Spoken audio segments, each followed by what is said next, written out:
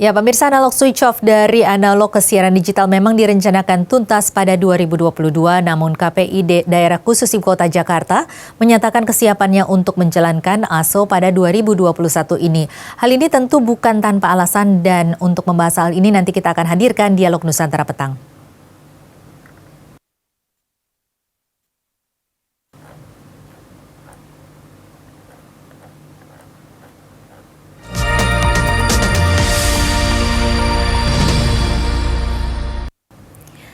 Dan pemirsa, sudah bersama kami Pak Bambang Pamungkas, Komisioner KPID Provinsi DKI Jakarta. Selamat sore Pak Bambang. Selamat sore. Iya Pak Bambang, ini terlihat optimis sekali ya Pak bahwa Jakarta tahun 2021 ini sudah bisa analog switch off. Ini apa yang menjadi dasar Pak?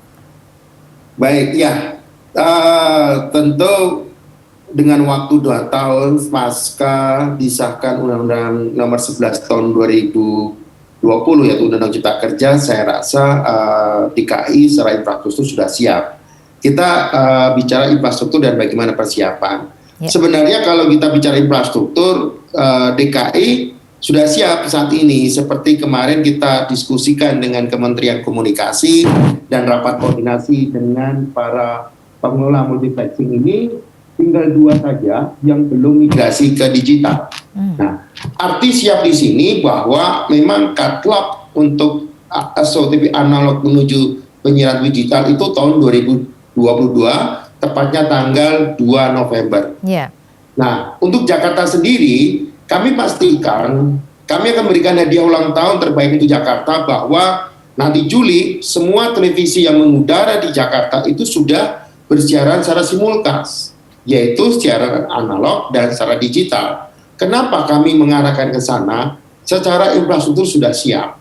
Ya, arti sudah siap itu dengan 7 pengelola multiplexing yang ada di Jakarta ditambah 1 TVRI, secara secara waktu saya rasa tidak ada kendala sendiri. Bahkan dari rapat koordinasi 7 pengelola multimok mendukung dan mensupport, dan Pak Gubernur juga. Nantinya kita akan resmikan oleh dengan Bapak Gubernur, di mana kita akan mengundang semuanya dan secara simbolis kita akan berikan set-top box. Nah, ini jadi hal yang jadi perhatian, di mana Jakarta dan Banten ini masuk wilayah layanan 4. Artinya memang Jakarta sendiri paling siap semuanya. Tinggal nanti kita dorong TV-TV IPP prinsip yang sebelumnya belum mendapat itu, tetap kita dorong supaya apa? Melengkapi PR atau menyelesaikan pekerjaan rumah pemerintah yang belum tuntas untuk memberikan IPP tetap ini. Bagaimana cara mendorongnya itu Pak? Bagi masyarakat. Dan memang masyarakat secara keseluruhan memang belum paham apa penyiaran TV digital. Nah, ini yang perlu dijelaskan terlebih dahulu dan menjadi pekerjaan rumah kita bersama. Bentuk bahwa dukungannya seperti apa? Digital ini bukan persoalan pada tingkat industri penyiaran semata, tetapi semua elemen.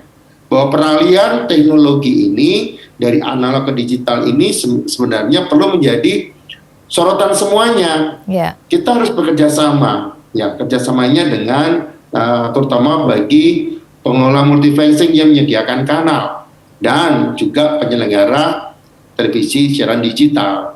Nah, bagaimana peran KPID atau KPI ataupun pemerintah? Yeah.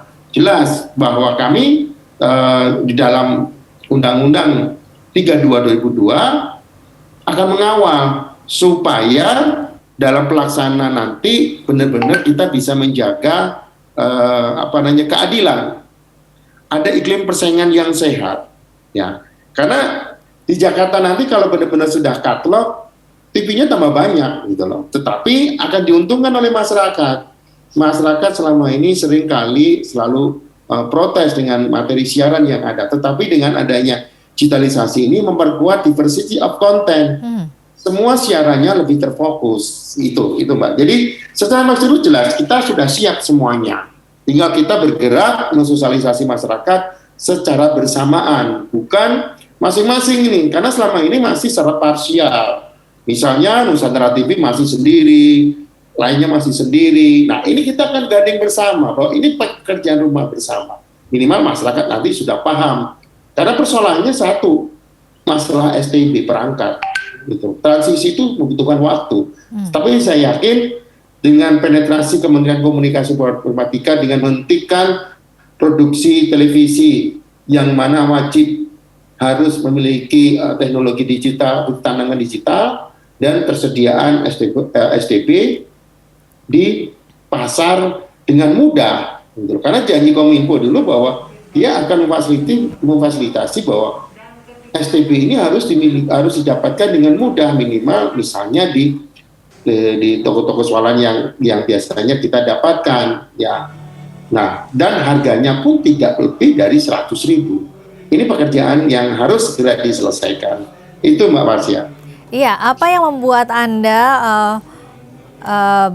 cukup optimis bahwa semua ini dengan adanya keterbatasan seperti adanya kendala di perangkat tadi, ini menurut Anda Jakarta sudah siap? Kalau di Jakarta nggak ada kendala semestinya. Karena semua tujuh pengelola multiplexing itu sudah mengudara digitalisasi semuanya. Bahkan kanal-kanal sudah siap. Bahkan ada kanal yang analog sudah diberikan kepada pemerintah dan mereka mengakses menggunakan kanal digital. Jadi tidak ada masalah di Jakarta sebenarnya. Tinggal ada permasalahan bagaimana mengenalkan kepada masyarakat, karena penyiaran digital itu masih di benak masyarakat itu masih kurang paham. Misalnya digital itu berkenaan dengan media-media sosial dan selainnya. Tapi persoalan penyiaran digital ini kita tekankan bahwa free, cuma ada perangkat lebih dulu yang televisinya tidak memiliki basis digital. Nah, yang tidak memiliki ini perlu kita dukung, kita support. Namanya set-top box. Dulu sering disebut namanya decoder. Itu. Kalau dari KPID sendiri, apakah sudah ada program untuk sosialisasi masyarakat, Pak? Ya, tadi saya tekankan bahwa Komisi Penyiaran Daerah Jakarta atau KPID Jakarta tidak akan bisa berjalan sendiri, ya kan? Jakarta harus menjadi pusat dan kita tuan rumah tersendiri.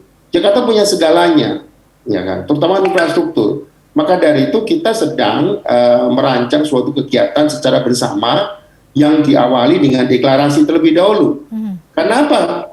Kita perlu melibatkan pemerintah daerah, terutama gubernur yang memiliki jajaran struktur yang sangat kuat.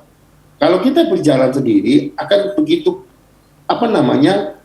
geraknya akan lambat, tapi dengan melibatkan pemerintah daerah yang punya struktur dari tingkat sekretaris daerah sampai ke kelurahan sampai ke RT akan jauh lebih mudah lagi mendatanya atau mensosialisasikan. Kapan rencananya akan dideklarasikan dan kemudian bagaimana timeline ke depannya, rencananya apa saja ini, Pak? Baik, deklarasi sebenarnya salah momentum secara formalitas di mana disahkan oleh gubernur dan gubernur sudah bersedia. Nanti kita akan libatkan semua penyelenggara multimok dan penyelenggara secara digital. Kita tekankan bahwa ini pekerjaan kita bersama, bukan pekerjaan penyelenggara multimok atau penyelenggara secara digital. Ya, baik. Kita membangun persepsi yang sama. Nah, deklarasi ini kita mengumpulkan semuanya. Bagaimana kita mengenalkan masyarakat secara resmi bahwa tahun 2021 ini masyarakat bisa menikmati siaran televisi itu berbasis dua, analog dan digital. Sebelum nanti cut lock tanggal 2 November tahun 2020. Jadi ada masanya dan industri juga melakukan persiapan-persiapan, masyarakat juga persiapan. Nah, setelah deklarasi, agenda kami jelas, kita akan turun ke lapangan. Ya, kita mencoba untuk mendekatkan masyarakat yang selama ini kita menggunakan webinar, ya kita harus terjun ke masyarakat, kita mendekati masyarakat yang bawah yang notabene masih belum paham. Nah, tingkat masyarakat ekonomi ke atas nanti kita serahkan kepada beberapa lembaga penyiaran untuk melakukan sosialisasi. Nah, tugas kami sebagai representatif masyarakat atau sebagai wakil masyarakat, tentunya masyarakat dulu nih yang menjadi prioritas utama. Masyarakat yang mana? Hampir semua masyarakat DKI itu masih belum paham mengenai siaran digital. Untuk itu perlu kita berikan pemahaman-pemahaman, ya kan? Ini yang menjadi konsen kita di tahun 2021 ini bahwa digital harus jalan. Bahkan kado ulang tahun Jakarta kita sudah siaran simulkas. Tidak hanya saat ini, Saat ini kan yang terbaru masih yang ada di tahun 2009 itu ada 6. Nanti di tahun 2021 kita tingkatkan. Kenapa? Supaya kanal-kanal yang ada di multiplexing ini bisa terpenuhi dan benar-benar bahwa masyarakat Jakarta kemanjakan dengan masalah tayangan-tayangan atau program-program pilihan mereka sendiri begitu ya Pak ya?